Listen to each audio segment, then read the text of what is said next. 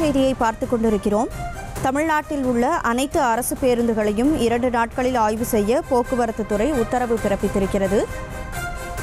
அனைத்து பேருந்துகளையும் 48 மணி நேரத்தில் ஆய்வு செய்ய போக்குவரத்து துறை உத்தரவு பிறப்பித்திருக்கிறது. கூடுதல் விவரங்களோடு செய்தியாளர் காண்டீபன் இணைஞ்சிருக்கிறீங்க. முழு விவரங்களை வழங்கலாம்.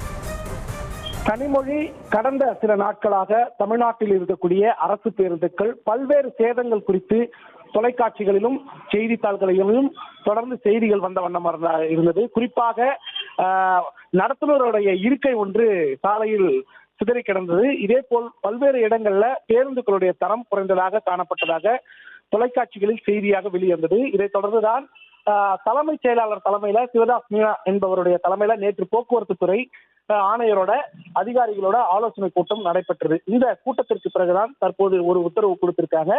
தமிழ்நாட்டில் இருக்கக்கூடிய அனைத்து பணிமனைகளிலும் இருக்கக்கூடிய பேருந்துகள் மற்றும் அனைத்து பேருந்துகளையும் 48 மணி நேரத்திற்குள்ள ஆய்வு செய்ய சொல்லியிருக்காங்க. இந்த ஆய்வுல சேதமடைந்த பேருந்துகளுடைய விவரங்களையும் கணக்கிட சொல்லியிருக்காங்க.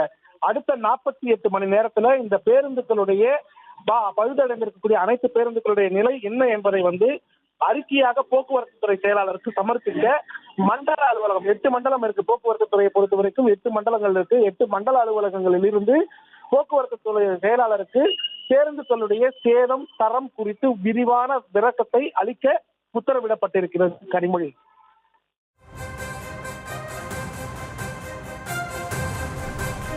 விவரங்களுக்கு நன்றி காண்டீபன்.